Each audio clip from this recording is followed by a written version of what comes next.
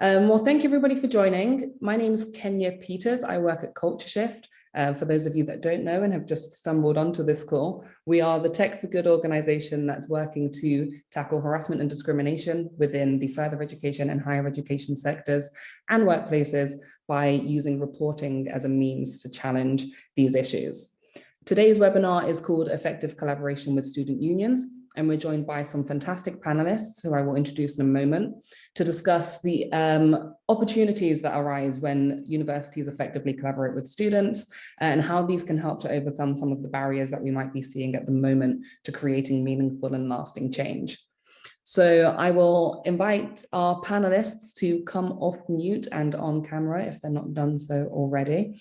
This is a meeting setup, so if you are an attendee to the meeting, please can you make sure that you remain on mute. You don't have to be off camera, but just on mute so we can leave room for our speakers to be heard. So on the call with us today, we have Spencer Davies from the University of Manchester. Spencer is the head of advice and response, and his work includes safeguarding gender-based violence and harassment. He was acting chair for the group Sexual Violence Action Network for Students and works with students and colleagues across many different functions and agencies. So thank you for joining us, Spencer. We're also joined by some student representatives today. So we have Larry Francis, who is the current Vice President of Support at the University of Surrey Students' Union and holds 3 years experience working in higher education student support. Larry, as an elective student representative, acts as a liaison between university and staff and students on report and support and actively promotes the use of the tool across the university. We are also joined by Dan, who has come to join us from the Royal Academy of Music. Dan was originally born in Sydney, Australia, before moving to London in 2017 to take up his studies, where I believe he is a talented clarinet and saxophone player. He graduated from his degree last year before taking up his sabbatical role as the president of the SU. He's now coming to the end of his tenure, so has lots to share of his journey and learnings, and has spent much of the year working with the Academy to improve the overall student experience with a particular focus on mental health and well-being and safeguarding, as well as the development of multiple programs of study on offer that collaborate with students in the strategic plan. We're also joined by Afia Achampong, who is the Equality, Diversity and Inclusion Manager at Queen Mary's University, London, where she leads the Race Equality Portfolio. Formerly to this, Afia was the Vice President of Education at Nottingham Trent Students' Union, where her priorities focused on barriers to student success, in particular campaigning to reduce Black, Asian and minority ethnic group attainment gap at Nottingham Trent. In 2020, Afia launched the sector-leading NTU Black Leadership Programme. The initiative empowers a new generation of Black leaders through leadership and mindset development to impact their educational attainment. The programme was the first of its kind, and for that reason, her work was featured in the likes of The Guardian and Wonky publications. And then finally, and last but not least, we have Asare joining us, who is the current Deputy Chair of the British Youth Council. So she works alongside trustees and staff to help young people make social and political change. Asare works also in the higher education sector as a consultant, specializing in diversity and inclusion and in democracy and governance. She's also the founder of the hashtag Make Diversity Count campaign, which pushes for transparent and effective anti-discrimination policies across multiple sectors. So thank you to everybody on the panel. Just to check that you're all off mute and can hear me and we can hear you. We can. Yeah. Brilliant. Right. So we'll kick off. So today's session is essentially fueled by this need for consistent change within the sector. So we are over a year now since the OFS launched their statement of expectations. And since then, we've seen varying levels of activity happening across the sector, across different institutions to continually drive change when it comes to tackling harassment and discrimination. In spite of that, we continue to see pushback and kind of this dissonance between universities and students in students quite rightly expecting more from institutions, but also feeling like there's not enough being done, or the work's ineffective, which I think, knowing the work that's happening in the sector, is a challenge to overcome. So I want to put to the panel, what are your thoughts on why we continue to see students feeling dissatisfied with the action that's happening in universities? And do you think that comes from almost a lack of awareness, or because of the work that's happening itself? I just want to start by getting your thoughts on that. And I will start with Spencer, as you're on my screen. Yeah, thanks, Kenya. First of all, just apologies to everybody preemptively. I've found myself with a bit of a tickly throat this morning, so I'll start spluttering. Apologies.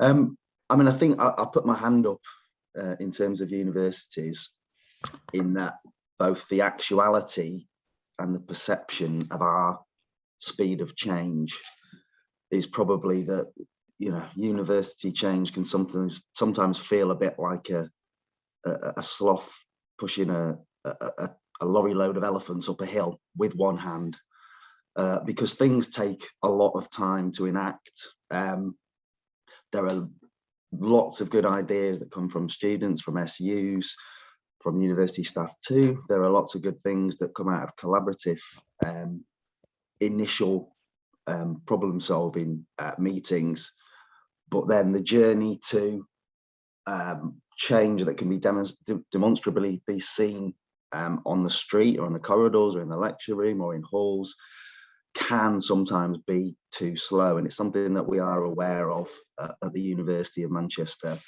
and are making bids to try and cut down on the bureaucracy, and the make sure that governance structures are serving what we're trying to achieve, rather than being obstacles. So I think that's fair to say that we do move quite slowly, and I understand why students become frustrated as a result of that. Thank you so much, Spencer. I think that's a really interesting place to start from, this kind of acknowledgement that things do take time. Obviously, that's not something that's going to change overnight. So as we move on through this webinar, I'll be really keen to see how we can continue to create progress in this area, whilst acknowledging that that's the reality of the situation. Dan, I want to go over to you, just kind of to add from the kind of student representative perspective as well, and then I think we'll follow on with Larry after that. Yeah, I mean, yeah, everything Spencer said is of course generally the reality that we're faced with.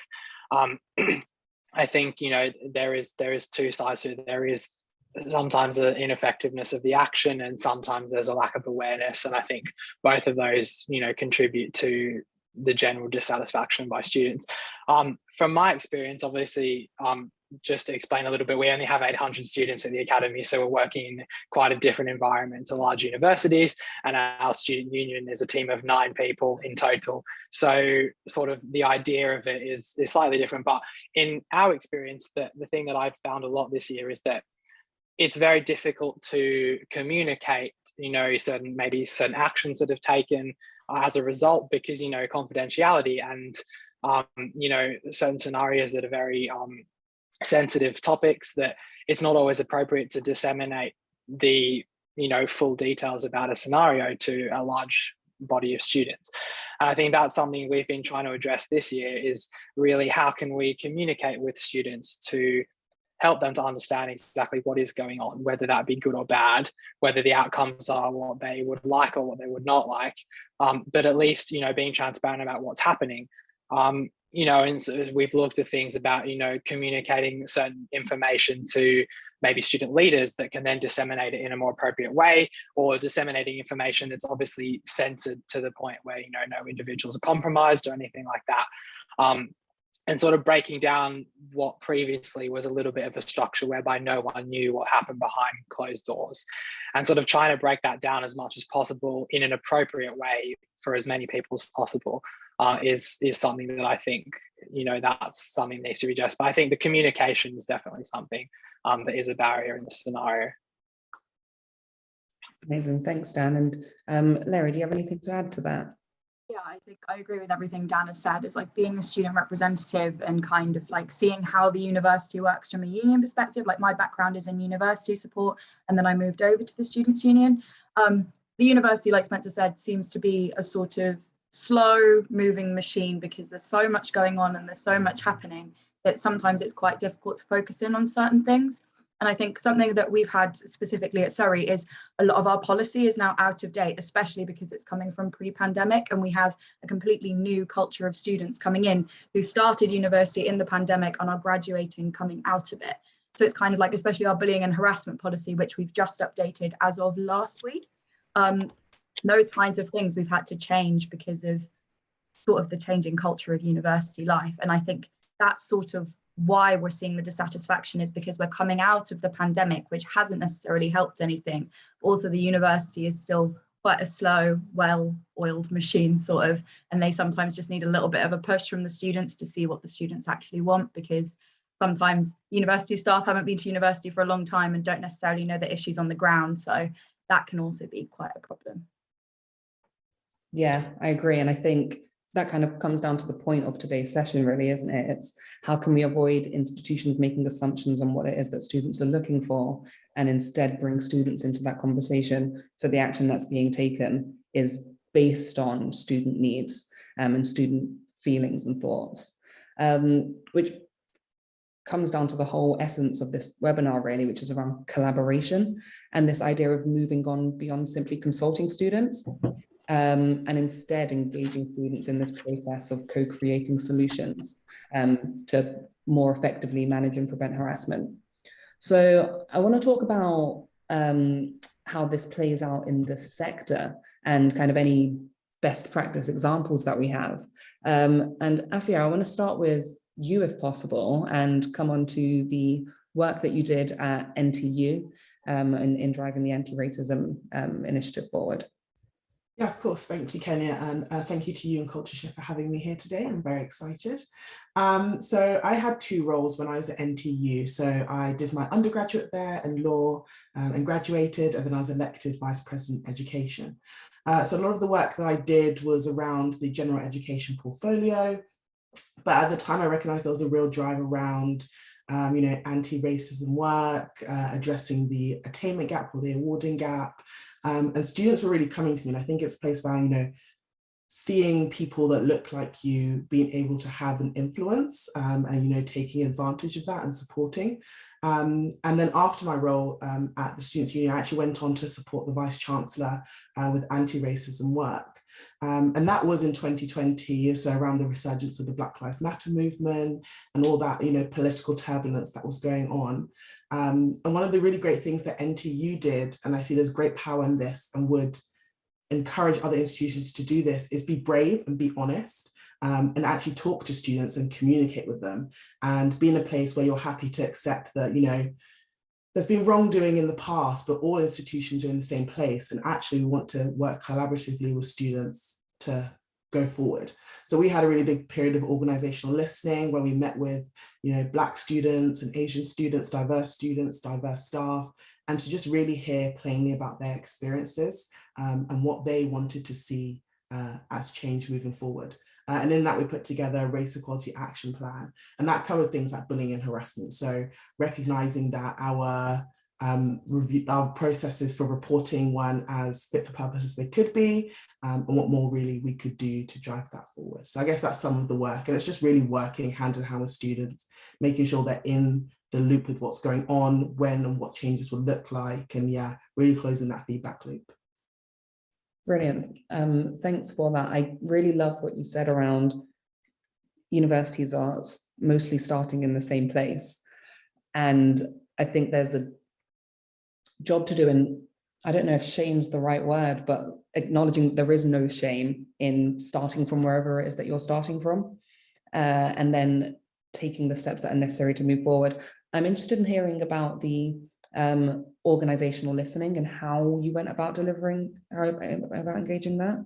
Yeah, so it was mainly driven forward by the Vice Chancellor, Professor Edward Peck, and I think that in itself was really powerful, because I think some of the times when it comes to reporting and dealing with sensitive issues, if people don't feel like they're being heard, and to an extent heard by the right person, then it in itself is really ineffective. And so he actually really took the time to sit down with colleagues like myself, our EDI team, and just listen to students. And really, I guess part of it was knowing what you wanted to get out of it. So him and the staff knowing what information they wanted to get, but also giving students and staff alike the opportunity to just speak really freely for the first time. And I also think there's a big piece around who's driving this work, because I think even by having someone at the top driving forward this agenda and encouraging this concept of being listened to, I think it makes a really, really big difference. And it shows that it's an institutional priority. It's not just buried away in the department. Yeah, absolutely. Sorry, I'm conscious that I've not come to you yet as well. And just to, I think maybe I missed this out in your introduction, but you were elected 3 times, I believe, to represent students at Hull University, which is an incredible feat. Having run for student office once, I can assure you I probably wouldn't have tried to do it again. So in your time at Hull University, and maybe even leaning on your experience now as a consultant within higher education, do you have any examples also of good practice when it comes to student collaboration? I have seen examples of student collaboration, but I don't know if I'd say that they're best practice examples. So I'd like to comment on things that I've seen elsewhere outside of the HE space, if that's okay. That's brilliant. With working, well, I'm deputy chair of the British Youth Council, and so we work with young people from, well, everyone below 25 really, and we help them make political and social change in their areas. And one of the things that I've seen there that I wish I had in my own SU or I've seen in other SUs is that when we say we care about a particular stakeholder group, so in this case, young people, and we care about what they're saying, we're actually putting them in the rooms of power where they can make the change and make the difference. So examples of this is, you know, we make connections with MPs. We're putting young people in the room directly with the MPs to talk about the issues that they may have. We talk about wider policy changes and put in motions so that we can have our own stances as a charity about, you know, what young people care about. And we're empowering those young people to come up with the solutions, write those motions, and the staff, and then slightly older people like myself, we're just there for support and we're listening to them. So it's more of there's definitely a two-way conversation, but we are using the privilege that we have and the connections and power that we have to put people into the spaces, the ones that have the ideas, the ones that are super passionate about the change. We help them speak to the right people, because I think with higher education, what I've seen so far, we might put out a survey out to ask people what their thoughts are, and that's a one-way thing. And we might say, oh, this was the result of the survey, but you know, what's next? How do we close the loop? And how can they further engage in the sort of change we want to make? And in this case, we're talking about harassment and reporting and support. I feel like it's always a one-way thing in HE, unfortunately. I'm sure that there are some good bits of examples that could be shared, but I think that's something we can learn from elsewhere. No, I love that. Thank you so much. And the idea of empowering students and making sure that that's central to the work is definitely something to take in. And you and Afia both have touched on the need to close the feedback loop with students. Spencer, I know that at the University of Manchester, you do a lot of fantastic work with a lot of really vocal and influential student leaders, which might also be able to speak to this idea of closing that feedback loop quite well. If you'd like to weigh in on any best practice examples of collaboration that you can offer from UOM. Yeah, again, I think similar to Saro, I would slightly sort of caution the use of the term best practice, just in terms of, I think we've still got a lot to learn. We are developing our experience. One fairly recent example of collaboration, however, between multiple agencies, various HEIs in the Greater Manchester area, GMP, local authority, Mayor's Office, but really importantly, student membership, both from SU and individual students. I'm, as you can probably notice, a middle-aged male. So my experience of being a young person in society is some time ago. I've no direct experience of being female or other marginalised genders. So the feedback that we got from student partners about the experience of everyday sexism, everyday sexual harassment, everyday racism in other conversations was genuine. I mean, I've worked in education for over 20 years, in safeguarding for most of that time. And my eyes were really opened by hearing directly from students at close hand. So that's been a really good example where students have come to us with their own campaigns. There's a campaign led by one of our students called Resist Rape Culture, who essentially, in a very sort of deliberately provocative way, presented to the university a series of demands about what they wanted the university to do about the experience of students having harassment that they had gathered from their own research, with some really, again, eye-watering findings in terms of description and extent. So it was a real opportunity for students to hold us to account and say, what are you doing about it? And that's an ongoing collaboration. Again, just to return to the start of my piece here, it's still a work in progress.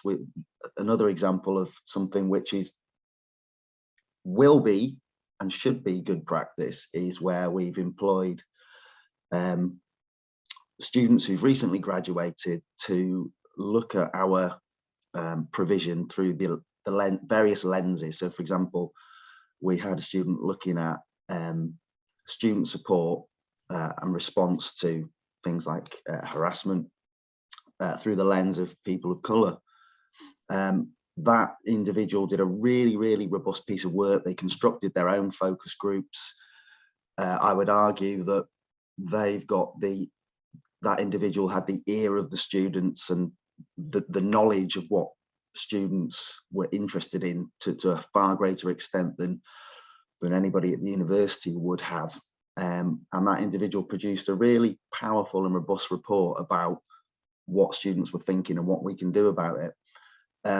We have responded to some of that so far, and some really sort of fairly basic things you might think, but it's good to hear coming from the student body.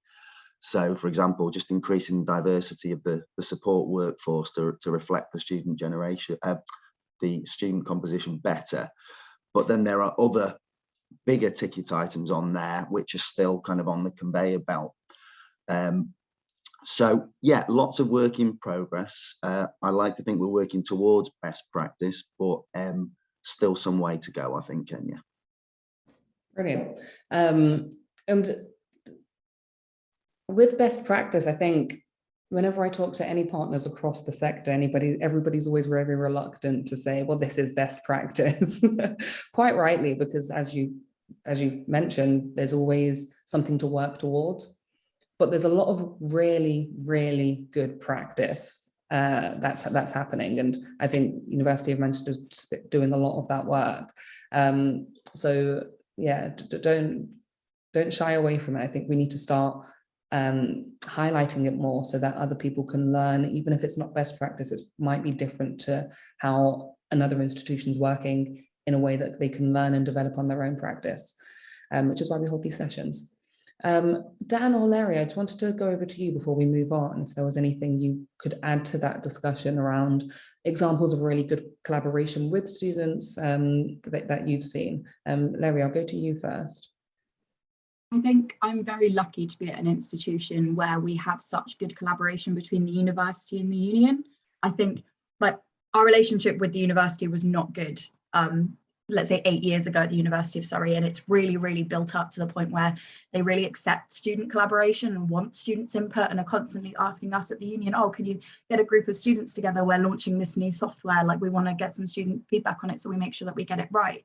And I think those sorts of things, like, it's so nice to see. And I think with Report and Support, which is the tool that Culture Shift have helped us to facilitate, we wouldn't have had that without a university, a union, and a student collaboration. I think the president of our students' union a few years ago brought it to the university. The university senior management were a bit reluctant to it, but we had student experience team who was really, really trying to push for this and helping us go for this. And then once the university, the higher management had accepted it, we got a lot of students on board to kind of test sort of the questions that we'd put in our reporting form and like the format of it to make sure that it was accessible. And that tool is completely student-led, which is something that I think is absolutely amazing. And, you know, students have talked to us at the university about how we don't have enough support on campus for sexual violence, sexual harassment, and domestic violence. And because of that student feedback, that we've now got, as of this year, SVLOs, so sexual violence liaison officers, trained in both the university and the students' union, so that students can go to either one and get that support in place, which I just think, if we're going to go with examples of good practice, I know everyone's very reluctant to say that things can, there's always room for improvement, but I think 2 examples from Surrey is those 2. Amazing, thank you.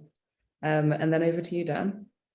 Yeah, I mean, I very much agree with what everyone else has said. I mean, I think this idea of getting everyone in the room together where the decision is made is really what we're trying to achieve. And, you know, I'm very lucky as well. We have a very good relationship with the university, and, you know, given our size, it's always with senior managers and those that are making the decision. And I think, you know, there's a space for consulting, and I think, you know, that's the first step. But the key is to not then take the findings of the consultation and then go and make the decision in a room somewhere without the people that you consulted with in the first place. So what I've been really trying to push for with harassment and other areas actually is that, you know, I'm quite happy to say that at the moment, no decision that affects the student population would be made without consultation from the union. And, you know, then that also puts the onus on the students' union to make sure that they are collecting the feedback from students. And we want a complete loop, and, you know, people know they can go to anyone, but being able to give an opinion on any topic, whether or not, I mean, obviously I can't comment on every area, so making sure that I have feedback from a variety of students. But I think this real idea of, you know, making sure that, you know, no one's making the decision without consulting students. Sort of just a few sort of more specific examples that I think, you know, I really value is that for anything disciplinary related, the SU rep is on the committee with equal voting rights as all the staff that are on the disciplinary committee, which means that, you know, and obviously the person is also entitled to support and representation, but, you know, having a student with equal rights as the staff making decisions in those scenarios, I think has been quite useful for us. And most recently, we hired we are in the process of hiring a sorry, I've completely forgotten the word, case manager that we've never had before because we're so small.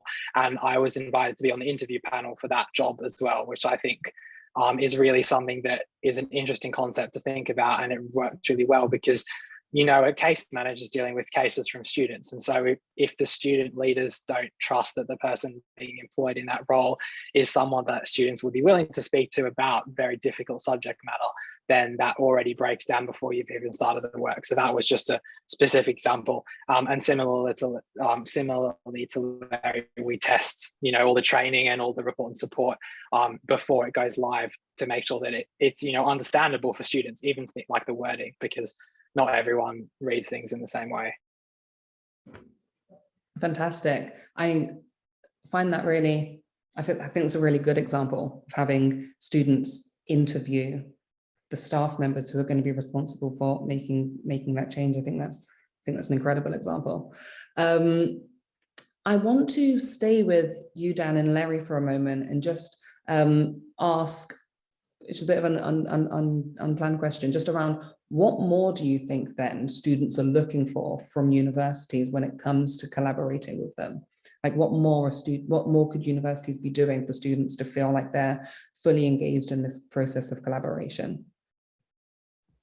Is it okay if I go first, Dan, on this one?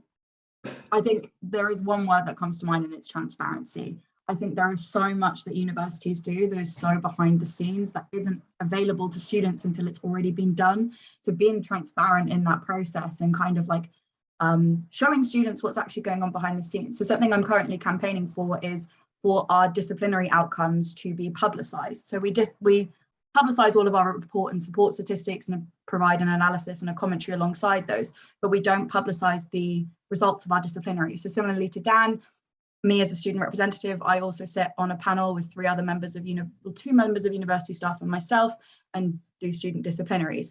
And something that I'm working on with the head of our student office of complaints is making sure that every single month that we get those results published, not with names. It's more like, this was a harassment case, the student was expelled. This was a case of racism, the student was expelled. This happened in accommodation, the student was given a temporary withdrawal. Because I think if students actually see what is going on behind the scenes, they're more likely to trust the institution and come to them when there is a problem.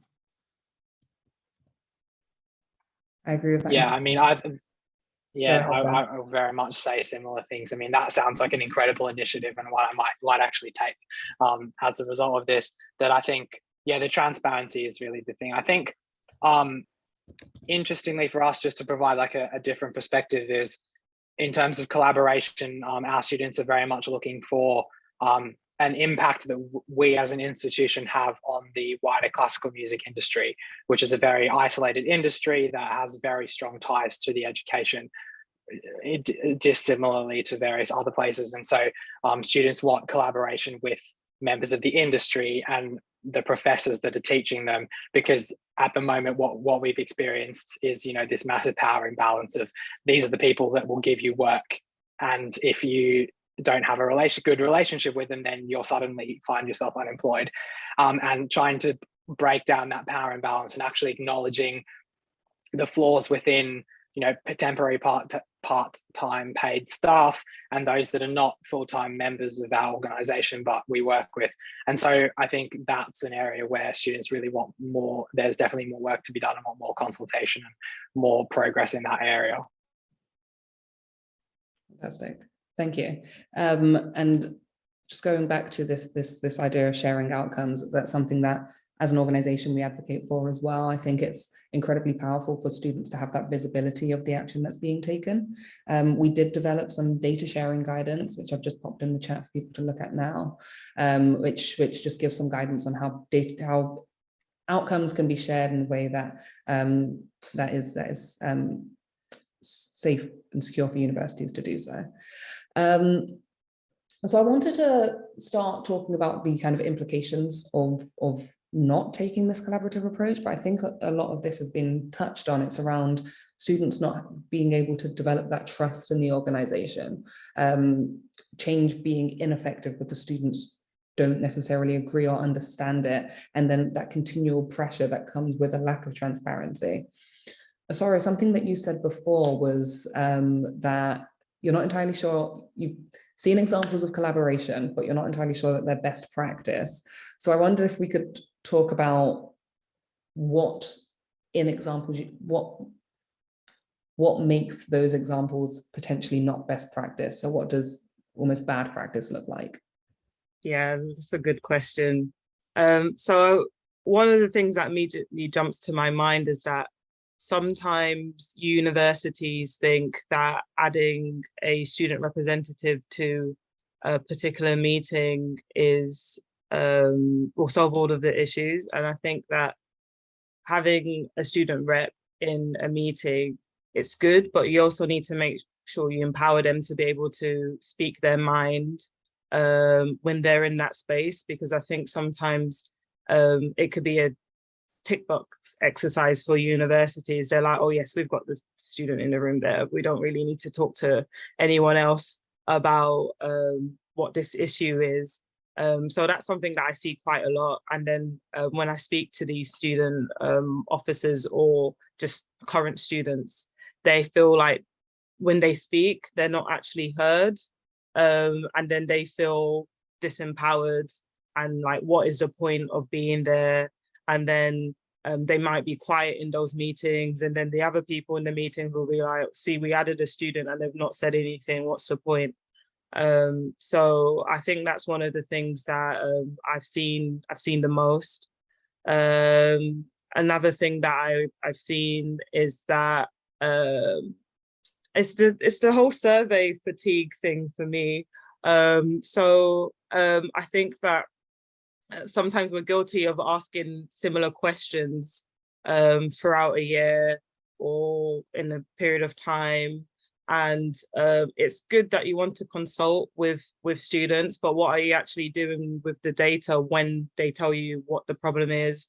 And when they feel like they keep on saying the same things, it makes them not trust the institution. So, I mean, we've mentioned closing the feedback loop, and Dan, you mentioned, you know, once you get that feedback, make sure students are in the room when you're creating the solutions. I think that's key. So I think those are the two things that I see a lot.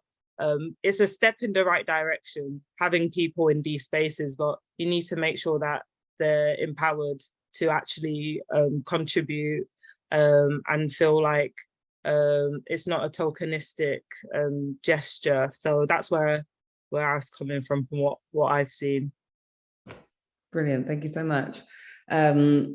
Lots to add to that, but I'm not a panelist, so I will. Afia, do you have anything from your experience at QMUL or prior to that that you would add into that conversation of kind of things to avoid? I really, agree with Zara's points. And I think one of the things that I see here at QMUL, but other institutions is, and in terms of like best practice, it's reaching further than the union. Obviously, I recognize that loads of us panelists are like union advocates and love unions. But one of the things I always recognized when I was at NTU was, although I was a person of color and I was a woman and I was a student representative, my experiences were still not as representative of the people I was representing. And I think especially when it came to, bullying, harassment, reporting, race equality in general, I thought it wouldn't be fair or right for me to speak on the experiences of others and be able to genuinely speak. So I feel like in terms of having people in the room, universities shouldn't just settle for having a union representative, or, I feel like universities always have a really, really engaged student that they go to as a first point of call to review things or get engaged. They need to get students who are willing to talk and be genuine. And I think that is a really good example of like best practice in the sector. And to be honest, I don't think a lot of universities do that sometimes because they don't know how to reach students. And if you think about, phrases like marginalized or underrepresented, they are underrepresented or less engaged for a reason. So they're even harder to reach. And some universities aren't keen or don't have the time or resources to try and reach out to them. I think that's so important.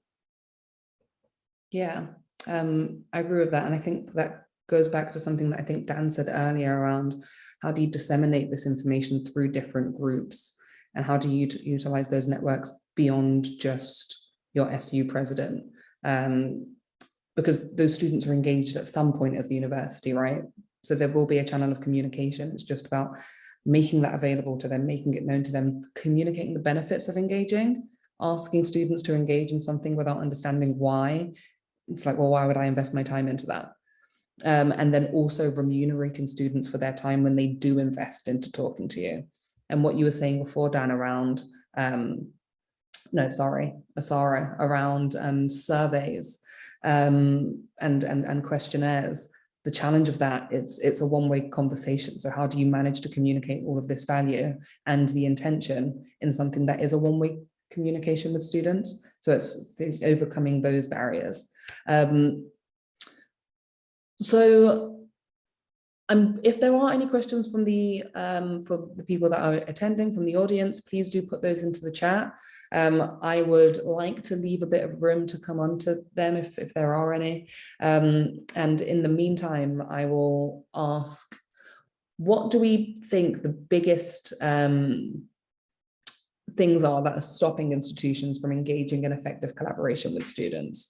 I'll start with Spencer on this, if that's okay, and then we'll try and work across the panel.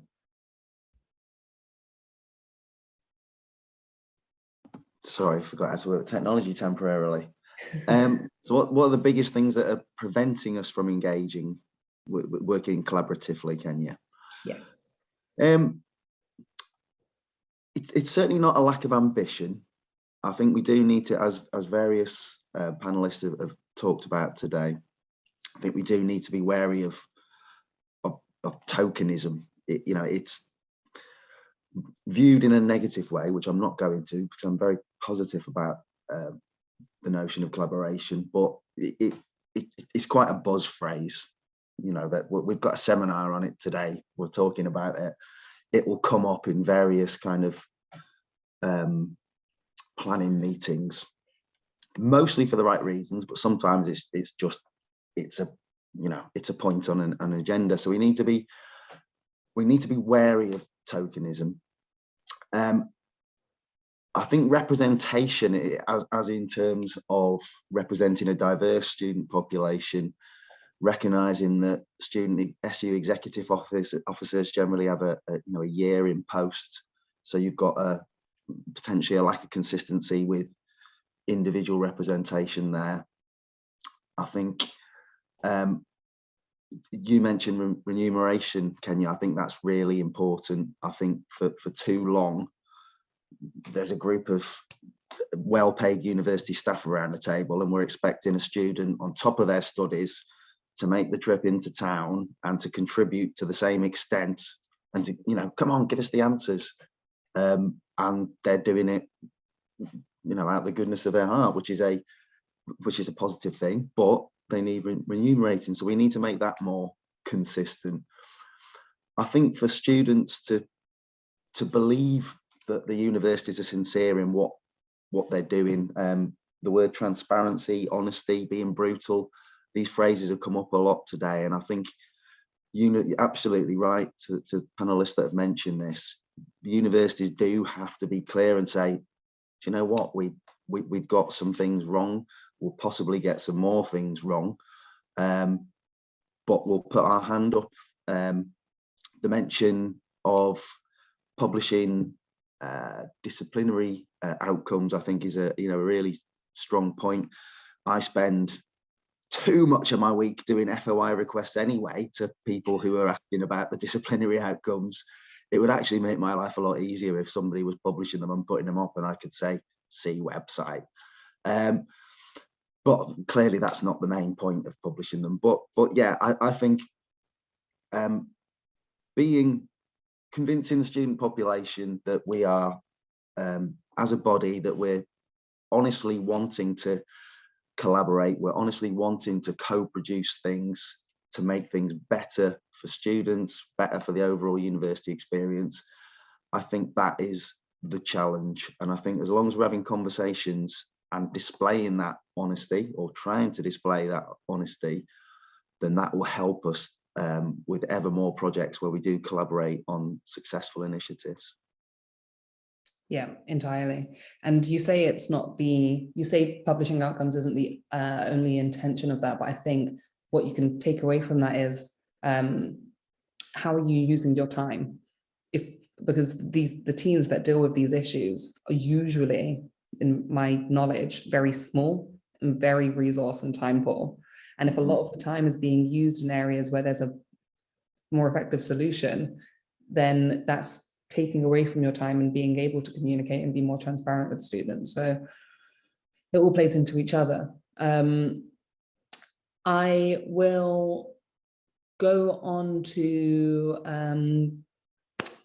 Dan next, because you're on my screen. Is there anything that you see from your perspective that kind of stops institutions from engaging collaboratively with students? I think the thing we've all talked about is the acceptance that everyone's made mistakes in the past, and universities all have something that they've made mistakes with. And I think that getting that initial admission, I think there's sometimes a sense of fear, particularly around the press and the media, that things can be dug up in a very negative light. And I think my thoughts would be that I think there's sometimes a bit of fear about the initial hurdle of acceptance of the failures of the past, because you're scared of the repercussions of that. But I think once you get over that, then we start to see real progress. Yeah, I agree. And we've seen great examples of universities acknowledging that things have happened. and putting plans in place to address those. Before we move on with this question, one has come through from Nate on the reality that we have a consistent turnover of students every 3 years, and of course the representation changing usually every year.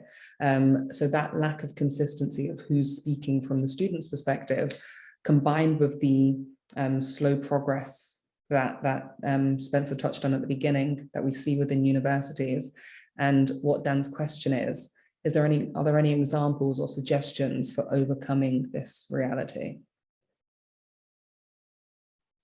I can talk a little bit about that. I think that sometimes with these issues, it falls on like a really passionate student officer to drive this change.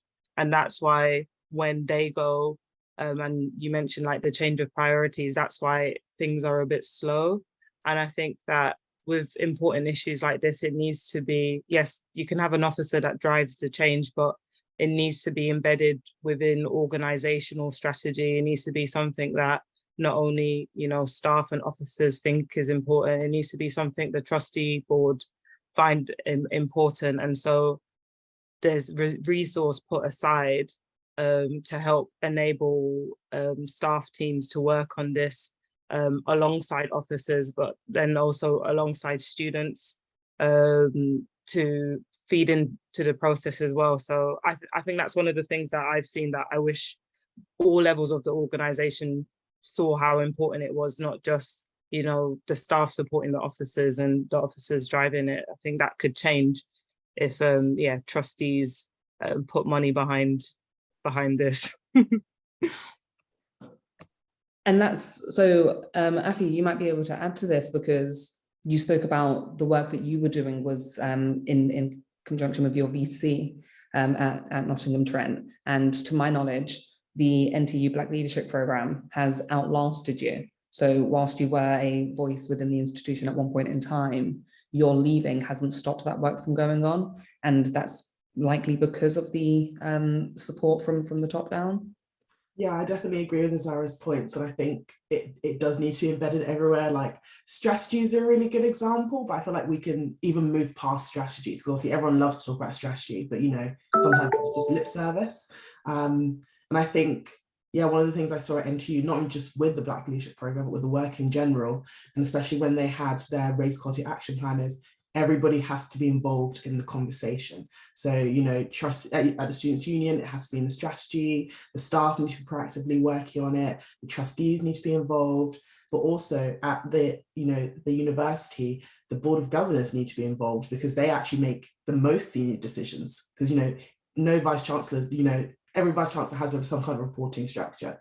You know, the Board of Governors needs to be involved. People in the room also need to recognise it's an institutional priority. And I think with that, you won't then struggle with the turnover of officers leaving and, you know, the changing cycle of students. And I think that is a big issue at universities generally around like what they consider as politics and, you know, institutional fragility. And I think the universities that are doing it right are the ones that can hold their hands up and say, you know, we've all done wrong. How do we work collaboratively with students and staff now to move forward? Thank you for that, Andrea. There's a couple of questions in the chat. The first one I wanted to go to was just around one which said, can we use technology to create a safe space for disclosure? And hopefully our platform is a place that students can use that institutions are using for students to go to disclose these behaviors, but also any kind of discontent that they're having in their experiences at university, that can be used as a safe space, particularly when with that closing of the feedback loop. So using the data that's coming from the system to enact change, but then to also report on that change. A number of our partners do that really well and share the outcomes or share their annual reports from Report and Support very well on an annual and termly basis. So I think Paulie asked that question specifically. If you would like to see any of those reports, just reach out to me after this webinar and I can share those. It's There was a question from Amy Clark on, which I think is really important. I think it touches on emotional labor. So it's balancing the collaborative work as a force for good and a means to empower students with placing too much emotional labor on students to fix the problems. So it's conscious that we want a diverse range of students consulting with us without over relying on the handful of very engaged students. So it's about how do you set those clear boundaries? Yeah, so does anybody have any advice to give, I suppose, on that balance and ensuring that there's not too much emotional labor put on students in this process? I think if I could just quickly come in, Kenya, a couple of specific examples I can think of. In one way, it's as simple as just recognizing the kind of holistic experience and contribution of that student, that they're not just there to answer questions in a meeting, which might be quite pressing. They might correlate with lived experience of trauma, of harassment, that they are going to go from that meeting and they're going to take effects from it. So just remembering some of the basics in terms of making them aware of support available, making them aware of their right to, you know, to withdraw from the activity at any time if they feel able to, or they wish to. And also just remembering, yeah, that by the very nature of particularly students who volunteer and come forward with an issue, there are various characteristics which might make them more likely to come forward more than other students, but that doesn't mean that they're bulletproof. And we really do have to protect, you know, every individual, but those students in that case, and look to try and broker the effect on them with support and with looking for other sources of student collaboration as well. And I'm not sure if anybody has anything to add to that, but I'd just like to bring into this discussion Holly's point around not just tackling survey fatigue, but participation fatigue in general. I'd add to that, you know, how are you making sure that it's not just that one vocal student that you're targeted, that you're collaborating with, and how are you making sure that you're using a range of students, so one student doesn't feel the particular pressure of continually having to engage in these conversations, or that you're liaising with a group of students, so one student can attend and feedback to the remainder of students within that cohort, within that group, so that they don't have to necessarily engage at every step, but still have the communication given to them of what's happening in that collaboration process. Did anybody else on the panel want to add to this idea of reducing emotional labor and participation fatigue?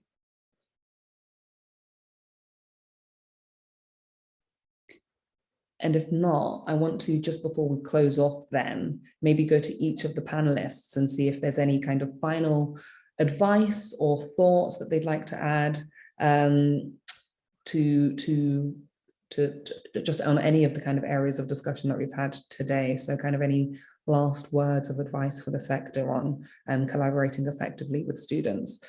I'll start with you, Larry, if that's okay. Yeah, that's fine. I think final words for me is just to make sure that you're communicating with students, and when things don't go right, take accountability for those things that don't go right. Don't try and sweep things under the rug. Don't try and hide it from the students, because they will find out. When they find out things are being kept secret from them, it's more likely to backfire. And I think closing the feedback loop is a very, very important thing, is just making sure that everyone is aware, like doing sort of, you said this, we did this, even like posts on Instagram, out in newsletters, things like that. Just closing those feedback loops on all sort of matters can really help to kind of collaborate with students and feel like they are involved in the process, and that their voices are being heard, and that they are important in decision making. 100%. I mean, saying this is what you said also gives students the opportunity to say, actually, no, I didn't say that. Okay, well, if that's not what you said, tell us, keep telling us, keep communicating. Afia, I'll go to you next. I think my last thing would be just the importance of student collaboration and co-creation.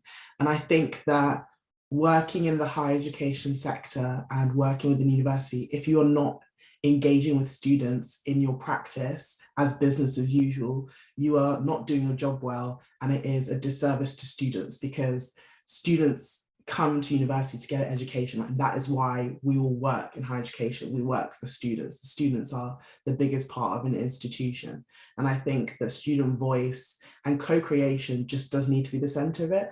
I think I've seen too many times around the sector, universities just getting on and students come, the consultation with students comes at the end. It shouldn't be at the end, it should be at the beginning, in the middle and the end. So they should be a part of the process. And you'll find that you're not having to, you know, go above and beyond to close the feedback loop if students are always involved in the process. Business as usual, I love that. Spencer, over to you.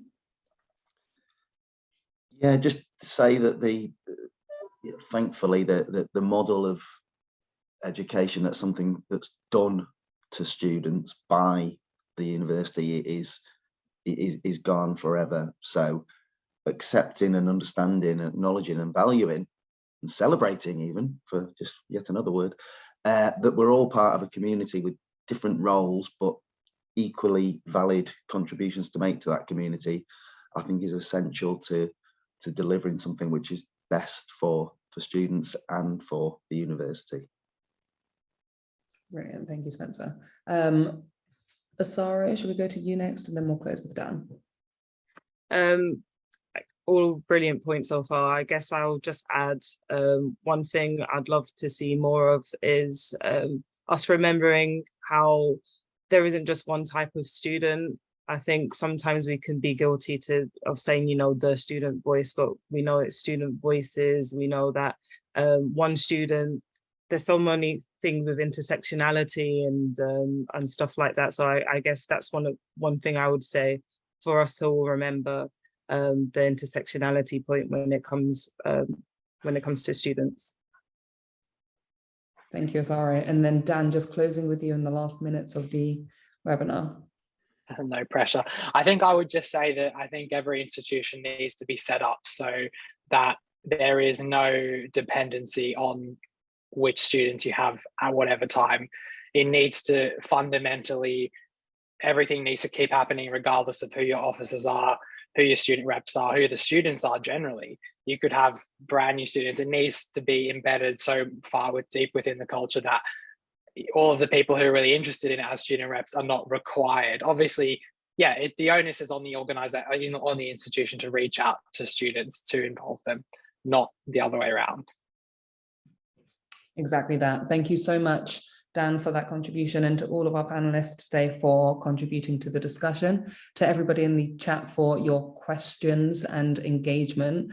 And yeah, I think just to summarize, change is impossible without centering the student voice and student collaboration, but more so than that, it's not on you individually to create that change. It's going to require your whole institution engaging with students more effectively and with change from the top right through to the bottom to keep moving the sector forward.